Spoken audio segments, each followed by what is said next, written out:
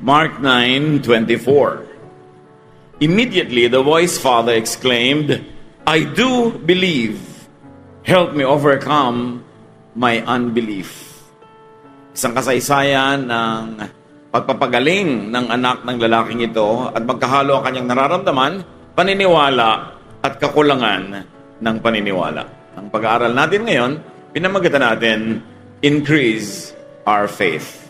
Dagdagan niyo po ang aming pananalig, patibayin, palakasin, palalimin.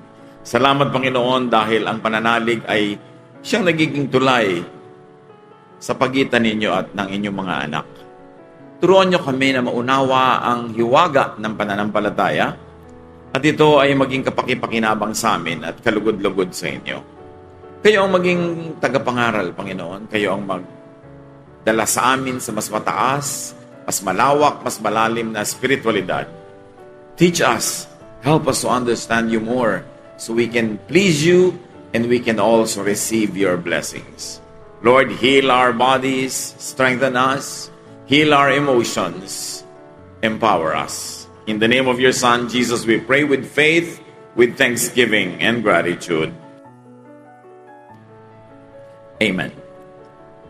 Maraming kasaysayan ng pananalig sa New Testament, sa Gospels, at isa dyan yung napaka-celebrated story of the bleeding woman. Mark 5:25-34. In the crowd was a woman who had been bleeding for 12 years.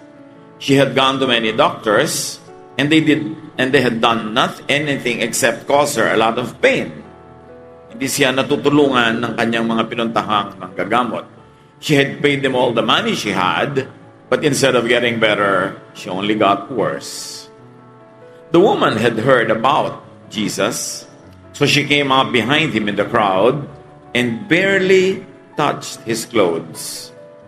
She said to herself, "If I can just touch his clothes, I will get well."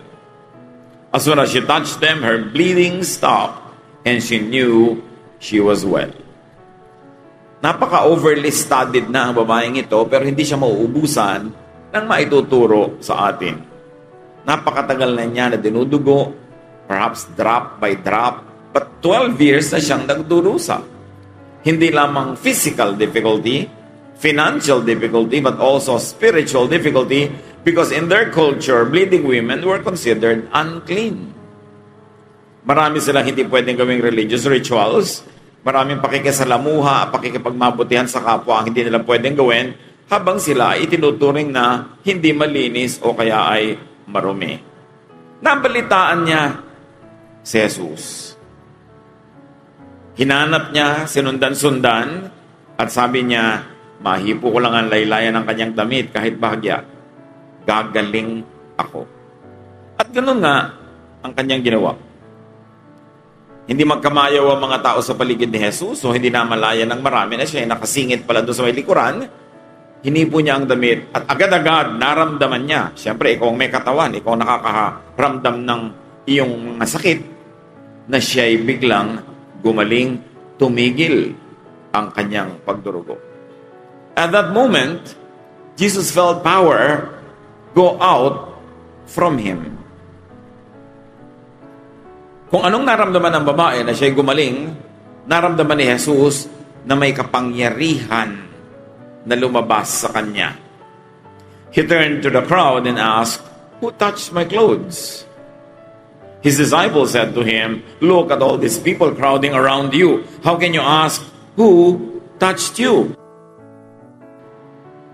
But Jesus turned to see who had touched him.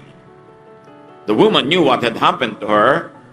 She came shaking with fear and knelt down in front of Jesus. Then she told him the whole story. Jesus said to the woman, "You are now well because of your faith. May God give you peace. You are healed and you will no longer be in pain." At yung babae niya ay umuwi na, napagaling na, at di nang muling babalikan pa ng kanyang karamdaman. Ang kamangha-mangha ang sinabi ni Jesus, pinagaling ka ng iyong pananampalataya. Hindi sinabi ni Jesus na pinagaling kita. Sabi niya, pinagaling ka ng iyong pananampalataya. So the woman's faith drew power from Jesus. Sabi sa Mark 5:34, your faith has healed you. Sa ibang okasyon naman, sinabihan siya, your faith has healed you. Madalas iniisip natin, gumagaling dahil dun sa outside force. But Jesus said, it is your faith that became the agent for your healing. Jesus did not say he healed the woman. He said, your faith healed you. Jesus said it was the woman's faith demonstrated by her actions that healed her. At ano ang mga patunay na naniniwala nga ang babaeng ito? Una, siya ay naglakbay, pinuntahan niya si Jesus, sinundan-sundan niya, at sinabi niya, kahit bahagya lang na mahipok mo yung kanyang damit, gagaling ako. Ganon kalakas sa kanyang pananalig, na nung ginawa niya yon, agad-agad naramdaman niya na ibinigay ng langit ang kanyang hinihiling. Sa isa pang okasyon ng pagpapagaling, isang lalaki naman ito at ang kanyang anak na lalaki na nagkakaroon ng mga epileptic bouts and attacks. Mark 9:22-23, sabi ng tatay, please have pity and help us if you can. Sabi niya kay Jesus, kung kaya niyo, tulungan niyo sana kami. Maawa kayo sa akin. Jesus replied, why do you say if you can? Meaning if I can. Why do you say that? Anything is possible for someone who has faith. Ang ganda ng exchange. Sabi ng lalaki, kung kakayanin niyo po sana, maawa kayo sa amin at pagalingin niyo ang anak ko. Sabi ni Jesus, bakit ako ang pinag-uusapan dito? Yung kaya ko at hindi ko kaya. Bakit yun ang topic? Ang topic ay ikaw, meron ka bang pananalig? Kasi lahat ng bagay ay posible sa may pananampalataya. Kaya huwag akong tanungin mo kung kaya ko. Ang tanungin mo sa sarili mo, naniniwala ka ba? Kasi sa lahat ng naniniwala, posible ang anuman. Faith makes things possible. Faith of the supplicant. Faith of the one praying. So, napakahalaga na bigyan natin ito ng pansin mga kapatid. Because this is the least explored, the least developed, the least utilized area of spirituality. Faith that makes things possible. Bakit noong mga panahon ni Jesus, ang dami niyang hinamalang ginagawa? Ang pananalig ng mga tao sa kanya, gano'n na lang karubdob na nagaganap ang pinaniniwalaan nila. Bakit nakakabuhay ng patay kahit si Pedro, kahit si Pablo, at marami silang ginawa mga himala? Ano ang meron nun na parang wala ngayon o ang konti? Pananalig. Hindi naman nagbago ang Diyos, pareho lang. Hindi naman nagbago si Jesus, pareho lang. Anong naiba? Sidhi, alab ng pananalig. Kaya kung nananalig ka na pwede pang ayusin ang Pilipinas, ayusin mo. Pero kung hindi ka naniniwalang kayang ayusin, paano mo nga maaayos? Dapat nananalig ka sa anumang bagay para may mangyari. Mark 5:36, isa na naman itong okasyon na may tatay naman na unay nag-aagaw buhay at tapos ay tuluyan ang namatay ang kanyang anak na batang babae. Pumunta si Jesus sa kanyang bahay pero sinabihan ng mga taong, patay ng anak mo, huwag mo nang istorbohin si Jesus. Mark 5:36, Jesus heard what they said, that the child was dead, and he said to Jairus, don't worry, just have faith. Nakita natin dito na ang kalaban ng pananalig ay pag-aalala. The antithesis of faith is worry. At sabi ni Jesus, huwag kang mag-alala. Manalig ka lang. So alam na natin ngayon kung bakit maraming mga bagay na dapat mangyari hindi nangyayari kasi mas nag-aalala kaysa nananalig ang tao.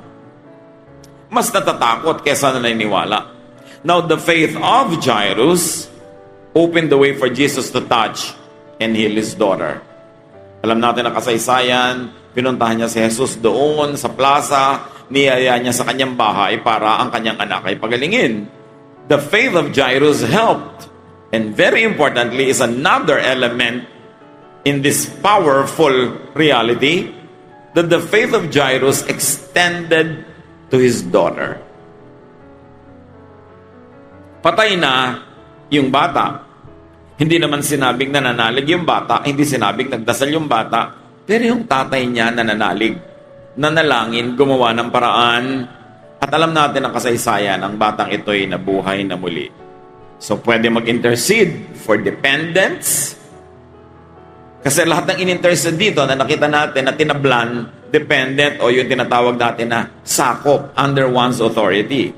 For instance, the servant of the Roman officer.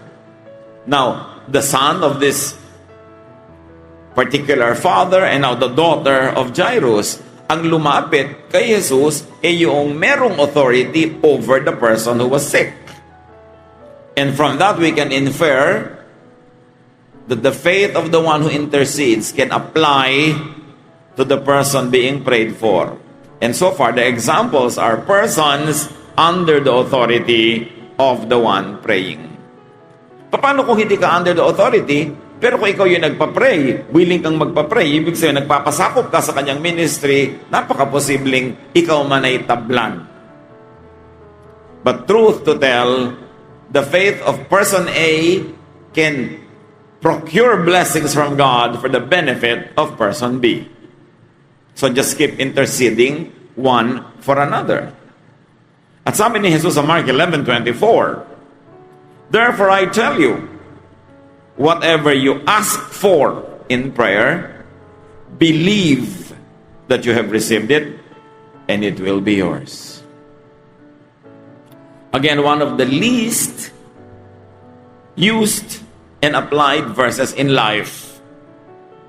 Kasi sabi, ano man ang hingin mo sa panalangin, paniwalaan mo mapapasayo at mapapasayo. Pero gano'ng karaming prayer natin, gano'ng karaming percent ang napapasa atin? Hindi nababago yung pangako, hindi nababago ang kapangyarihan ng Diyos. So ang dapat suriin ay, do you really believe in your own prayers?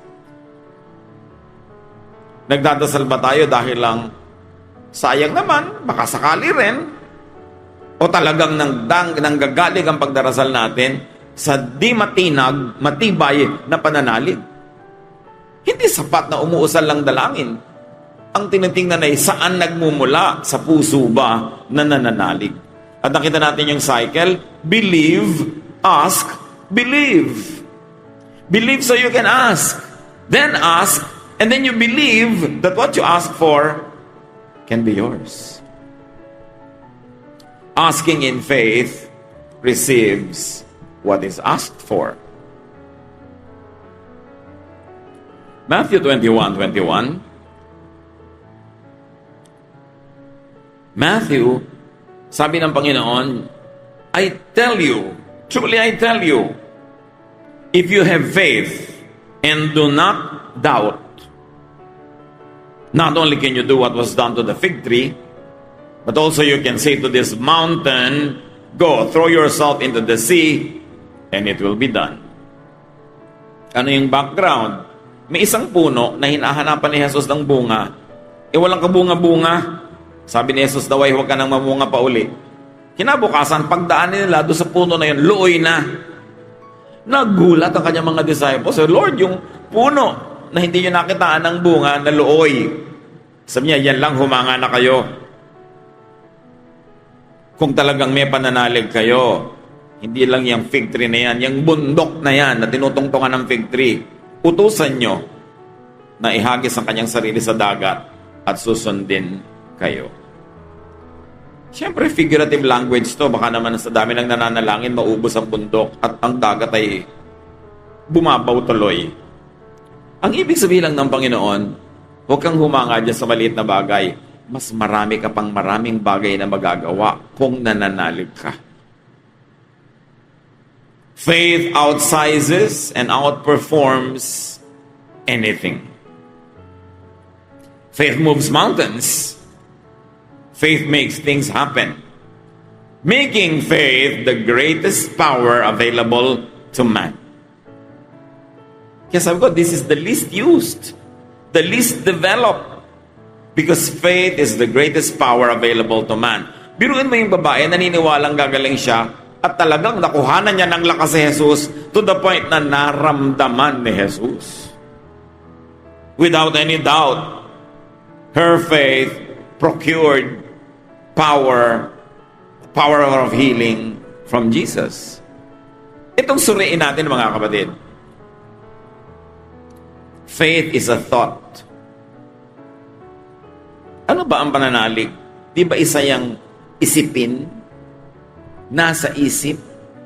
Nasa kamay mo ba yan? Nasa tsinelas mo? Nasa puno? Nasa palayok? Nasa isip ang pananalig. Faith is a thought. Faith is a mental activity. Faith is in the mind. Napakalaki ng laman ng pagitan ng dalawa nating tenga. Nandyan yung mind, yung brain that houses the mind, that houses the thought that could be turned into faith that could move mountains. Ano na ang mga nagawa ng isip ng tao? May isip nyo ba at hanggang ngayon, hindi pa ba kayo nagtataka kahit hanggang ngayon, ang bigat-bigat ng eroplano nakalilipad? Tapos kaprasong paperclip, bitawan mo, lalaglag. Yung eroplano na yung bag mo na ang bigat-bigat, lahat kayo may ganong bag, tapos yung katawan mo pa at lahat kayo tumataas sa hangin. Kasi inisip ng mga umimbento sa eroplano kung paano gagawin yon. Kita nyo ang nagagawa ng isip. Bakit yung barko lumulutang sa dagat, aspile, hulog mo sa tubig, lulubog? Pag nagfa-fax kayo, bakit yung pinasok mo dito, lumalabas to sa kabila? Bakit pag nag-text ka, pati picture ipapadala mo, nandun agad. May nag-isip. Na-imagine nyo ba kung saan pwedeng makarating ang tao dahil sa pag-iisip? Pati buwan na puntahan, pinupuntahan na rin ang Mars, saan pa makakarating ang tao? Isip pa lang yun, wala pang faith. Eh kung may faith, faith that connects to God, faith that draws power from Jesus. Can you imagine what faith can do? Thoughts make and realize matter. Bakit kayo nakaupo ngayon sa inuupuan nyo? Kasi inisip nyo na dyan kayo uupo. Inisip nyo natupad. Bakit kayo ngayon narito? Kasi inisip nyo, maybe kanina, kahapon, last week, napupunta kayo ngayon dito, inisip nyo, natupad. Yung mga walang ngayon dito, inisip nilang, di sila pupunta ngayon dito. So yung katawan mo, nagpupunta kung saan inisip mo na pupunta yon. Imagine what could be done and achieved by a mind that believes in God. God made man in His image. Hindi naman sobrang linaw na ipinaliwanag ko anong ibig sabihin nun, but it is safe to assume that God gave some of His powers to human beings that He created. And that one of that is the power of the mind, the power of faith. God gave man great power, the power of faith, the power of thought, the power of the mind, which is mostly unknown and unused. Yung iba nga, pag i-spellan mo pa lamang ng Mississippi, ayaw na, ay, nosebleed. Paano ma-develop ang mind mo kung takot na takot ka mag-nosebleed? Gino-glorify mo yung mga kababawan, natatakot ka sa malalalim na usapin, hindi ka ma-develop at walang mangyayari sa buhay mo. Konti lang. Wala kang maraming mararating, wala kang maraming magagawa. Pag takot ka mag-isip at mahirapan mag-isip, lahat ng tao nagiging dakila, nag-iisip. At ang mga dakilang bagay na nangyayari sa ating kabihasnan dahil may mga nag-isip. At tayo ngayon, para yung mga anak na may sakit na nabuhay, tayo nakikinabang. Pagka ba nagpapa-opera ka sa doktor, nag-aral ka ba ng medisina, ng surgery, pero nakikinabang ka. Because collectively, the power given by God to all human beings can be available to all others. Just like in prayer, that you can intercede for one another. So by faith, the woman drew power from Jesus. By faith, man moves the hands of God.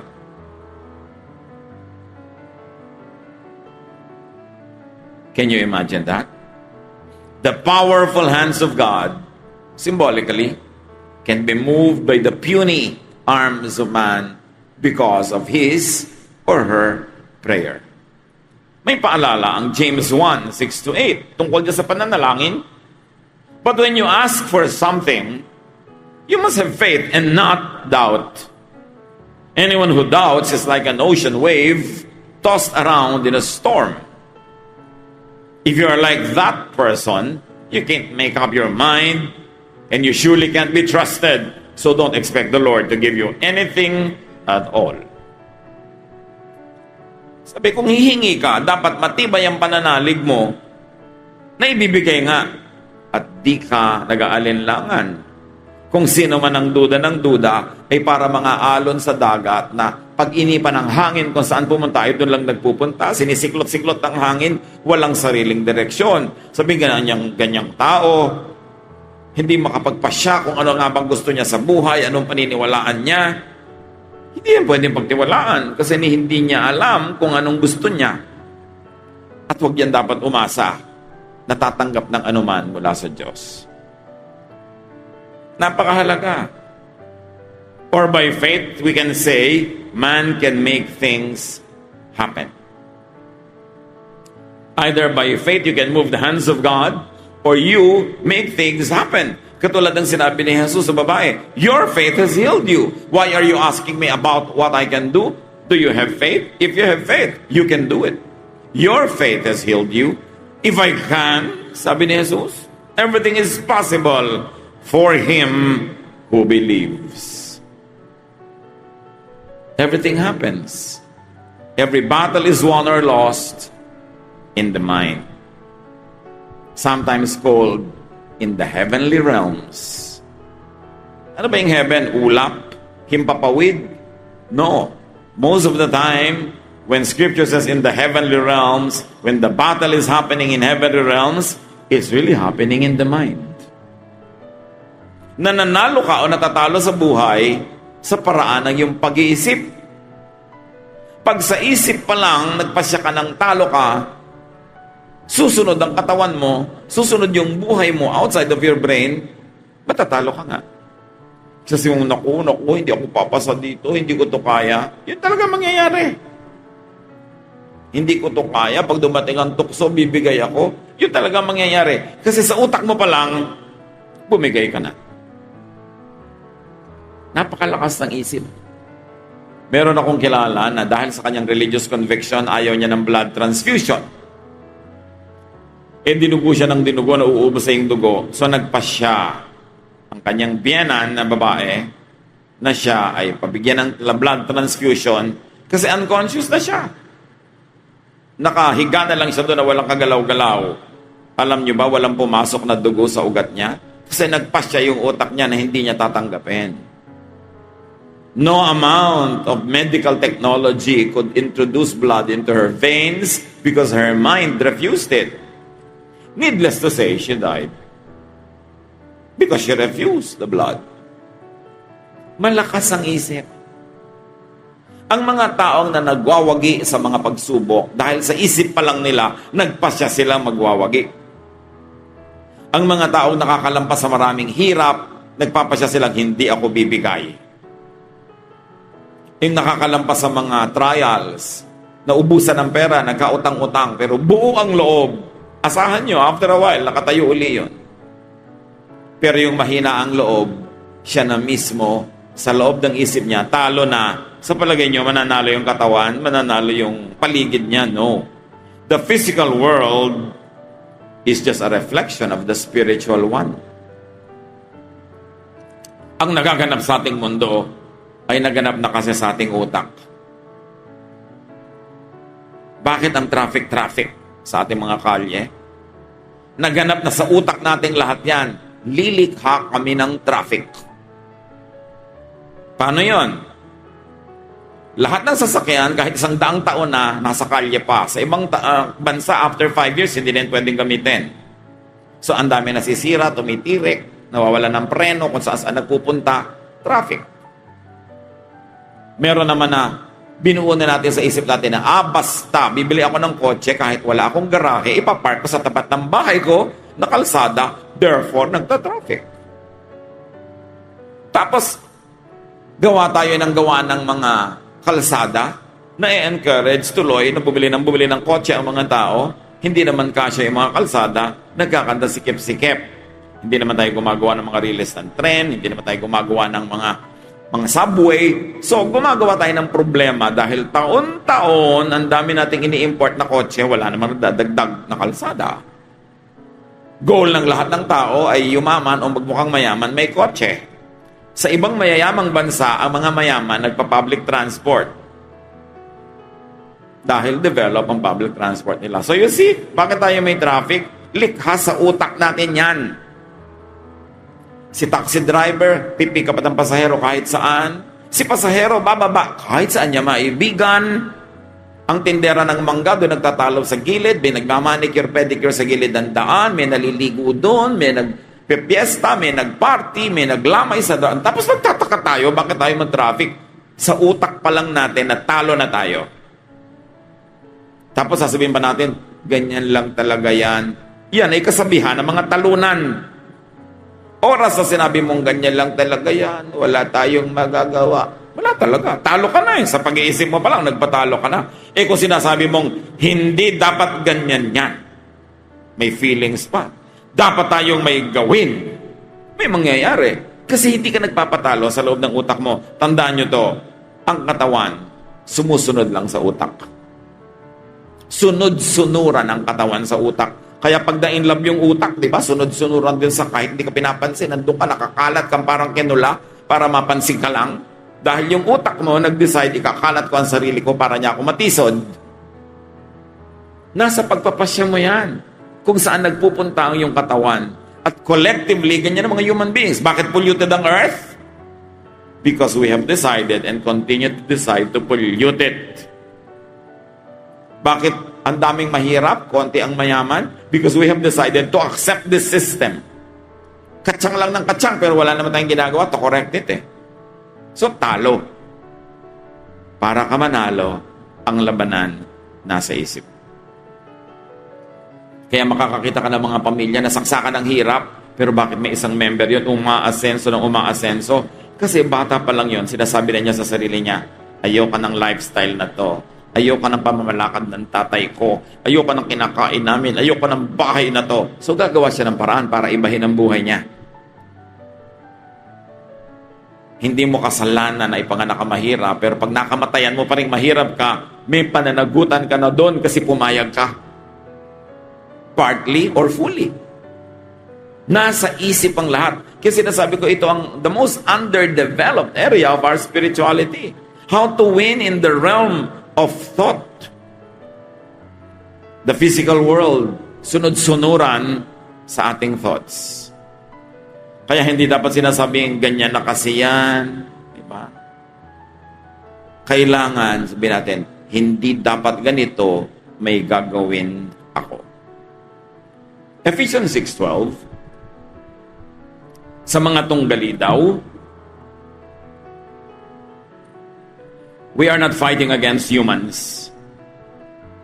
We are fighting against forces and authorities and against rulers of darkness and powers in the spiritual world, meaning in the mind. Madalas, pag sinasabi nating nakikipaglaban ako kay Satan, ang totoo no, nakikipaglaban ka lang sa sarili mong isip na gustong gawin yung gusto ni Satan. Pag sinabi natin, ayan si Satan, tinutokso ako, ang totoo, ikaw din ang tumutokso sa sarili mo. Siya lang ang sinisisi mo. Sabi, alam niyo ang labanan natin, hindi human level. Ang tunay na labanan is spiritual. Ano ba yung tunay na labanan is spiritual? Sa pag-iisip. Sa pag-iisip ka lumalaban o nagpapatalo, diyan ka nagwawagi o nananalo. So para ka manalo, the mind should be God's habitation. Ang nakatira dapat sa mind mo ang Diyos. And God says, yes, you can. Yes, do it. I'm going to be with you. I will never leave you. I will empower you. Do it. But the mind could also be the devil's workshop. The devil telling you, no, you cannot. Wala kang kaya. Hindi mo pwede yan. Mahirap yan. Ayoko naririnig sa manggagawa yung, naku, mahirap po yan. May ipapagawa ka sa karpintero, mahirap po yan. So, simplihan na lang natin. Umupo na lang tayo sa bato. At kung uupo na lang ako sa bato dahil nahihirapan kang gumawa ng bangko, wala kang trabaho. Ayaw mong mahirapan eh. Yung mga ayaw mahirapan, magdildil kayo sa asin buong buhay, magdusa kayo, kasi kailangang mahirapan ka para ka umasenso. Yang takot sa hirap, yan ang mamamatay na mahirap. Dapat willing kang maghirap, magbanat ng buto. Pag hindi mo tinanggap ang kapalaran mo, lalayo ang kanyan, kaya ka ayaw bitawan, nakikipagyakapan ka. Inaapi ka, bakit? Nagpapaapi ka eh. Kinakawawa ka, kasi pumapayag ka. Hindi ka biktima ng mundo, ikaw ang gumagawa ng buhay mo. That is the power of your mind, that is the power of your thought, that is the power of your faith. That's why you've got to develop it. Don't allow the devil to stay in your mind and make it the devil's workshop. Because nothing will happen. Yung may mga inferiority complex, papasok lang sa room, nahihiya. Sige, mahiya ka. Ba't di ka nalang mamatay? Nahihiya ka yatang mabuhay eh. Puro mahihiya, nakakahiya. So, nagugutom na, nakakahiya pa. Inaabuso na, nahihiya pa. Nire-rape pa, sa pa, please lang, wag. May please pa talaga. Mahiyain. Pag tinanggap mo, kukubabawan ka talaga ng mga diablo. Pero pag pinalayas mo, resist the devil and he will flee from you. Walang pwedeng magtagal sa mundo mo kung ayaw mong nandun siya. Kailangan pumayag ka. At yan ang ikinukubli sa atin ni Satan. The power of the mind given by God. Satan wants you to believe that you're powerless, that you are a victim, that you cannot change your life. Kaya sinasabi sa Romans 12:2, gusto mong magbago buhay mo? Do not conform to the pattern of this world, but be transformed by the renewing of your mind. Gusto mo umasenso? Tapos ayaw mong mahirapan, baguhin mo muna ang utak mo. Maging willing ka. Gusto mong gumanda ang bayan, ayaw mo namang madisiplina ka, ayaw mong magbabayad ng buwis. Paano magbabago? Pag binago mo ang utak mo, magbabago ang takbo ng buhay mo. Mga kapatid, kung hindi nyo gusto ang takbo ng buhay nyo, o may bahagi ng buhay nyo ayaw nyo, baguhin yung pag-iisip nyo. At huwag kayong matakot na mahirapan para baguhin yung buhay na kasunod na pagbabago ng pag-iisip. Dahil ang pagbabago in the mind first. If you like to spiritualize that, by faith first. Manalig ka muna, maniwala ka muna. But there's a constant battle for space and for supremacy in the spiritual world, in the heavenly realm, in the realm of thought. Kaya merong kantang, gusto kong bumaed pero di ko magawa. Huwag niyang sisihin si Satan. Siya rin ang lumalaban sa sarili niya. May gusto siyang gawin, ayaw naman niyang gawin kasi may iba rin siyang gustong gawin, kaya siya nalilito. At sinabi na sa atin, kung ganyan kang hilong-talilong, lito, wala kang direksyon, para kang watusing kung saan pumupunta, huwag mang asahan na matutuwa sa iyo ang Diyos at bibigyan ka ng pagpapala. Kailangan magpasya ka, malinaw sa iyo kung anong gusto mong gawin. So, faith or belief, ang kakontra niyan, unbelief or disbelief. So, naniniwala ka ba na pwede kang umasenso? Kung ngayon pa lang hindi ka naniniwala, well, tanggapin mo na ganyan ka na lang. Trust in God or fear of the devil? Strong faith or weak faith or no faith at all? Remember this, brothers and sisters, faith imprisons. Fear imprisons, faith sets free. Ang takot nakakakulong. Ihing-ihi ka na, natatakot ka dahil gabi pa, bukas na lang. Di ba nakakulong ka sa loob ng kumot mo dahil natatakot ka? Natatakot ka na magsabi halimbawa ng gusto mo, so nakukulong ka na lang sa ayaw mo. Fear imprisons, kaya laging sinasabi ni Lord, do not fear. It is faith that sets free. Faith in God, faith that God wants you well, faith that God wants you to have a good life. Fear paralyzes. Faith mobilizes. Fear weakens. Faith empowers. And Jesus is freedom. Sabi niya, I have come to set the people free. If the Son sets you free, you will be free indeed. Everything is possible for those who believe. Sinasabi, put on the whole armor of God. And what is that? Faith, strong resolve, malakas na loob, at walang makagagapi sa iyo. Nung namatay ang anak ni Jairus, Mark 5:36, but ignoring what they said, Jesus said to the ruler of the synagogue, do not fear, only believe. And because the father believed, the girl rose again to life. Anong dapat natin gawin, mga kapatid?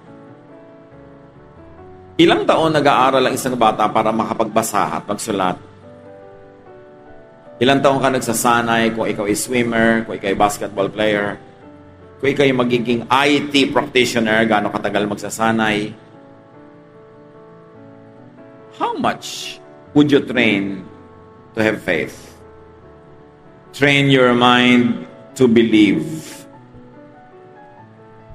Yan ang nakakalungkot. Taon-taon ang nauubos sa training, paano magpalipad ng aeroplano, kung paano maglinis ng washing machine, kung paano magganito at magganon, pero gaano karami ang nagte-train how to believe. Sa mga churches, training ng usherette, training ng Bible study teacher, training ng musician, but you've got to train how to believe kasi personal journey yan. Hindi pwede bukas may seminar tayo how to believe. Walang ganon. Kanya-kanyang pakikitungo sa Diyos yan. Kayo ang maghanap ng inyong training templates and modules. Paano kayo makakadevelop ng pananalig? How do you practice and develop your faith? Because faith moves mountains, right? You want to be able to move mountains. Faith gives life to the dead. Everything is possible for those who believe. Wouldn't you train yourself to believe? To have faith? So that the power of God, vast and immeasurable, becomes available to you. Mark 9:24, immediately the boy's father exclaimed, I do believe. Help me overcome my unbelief. So kita nyo, nagdadalawang loob. Nananalig po ako, pero konti lang. Tulungan nyo ako na magapi ang aking kakulangan ng pananalig. There should be less unbelief in our lives. Less negativeness. Less doubt. Less negative talk. Ang negative talk means negative belief. And it means a negative life. Yung hindi ko kaya yan, mahirap gawin yan, imposible yan, negative talk yan because everything is possible for those who believe. Mahirap lang tayo. Hindi ka namin mapapag-aral, anak. Nanay, 6 years old pa lang ako, yan ang sinasabi nyo. So wala kayong kaplano-planong pag-aralin ako talaga?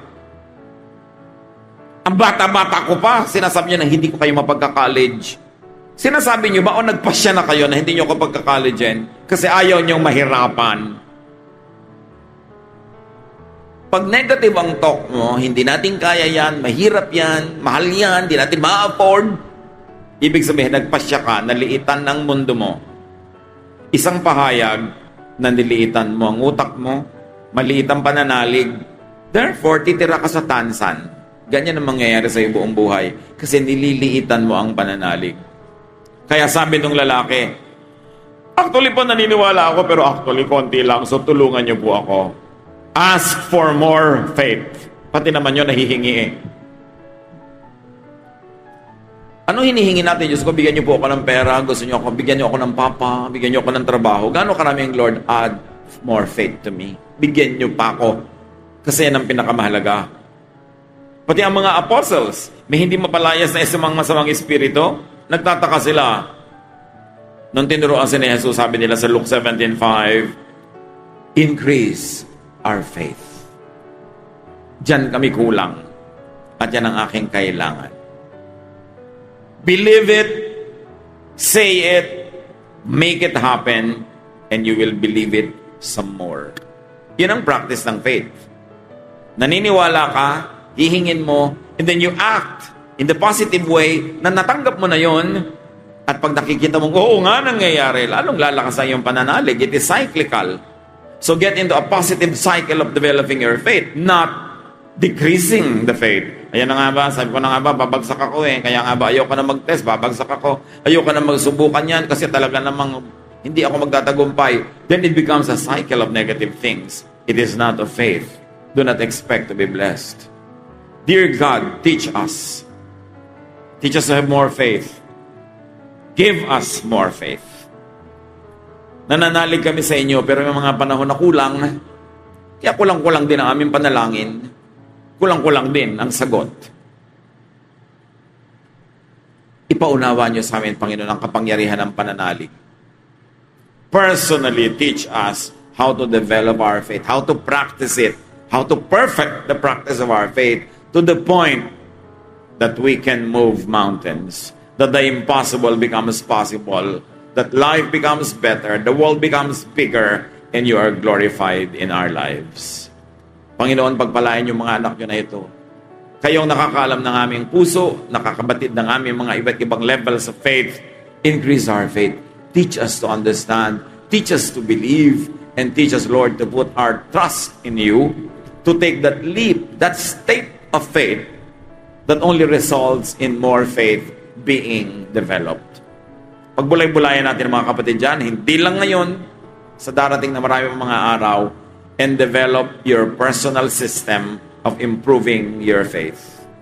Improving your prayer life, of believing more in the positive. But you can begin with something very easy to do. Stop talking in the negative way. Stop thinking negatively. Stop limiting yourselves and limiting God and limiting others. Believe that God loves you, that God wants you to be great and to do great things, and that God loves you to have a nice, beautiful, great life. Dear Lord, teach us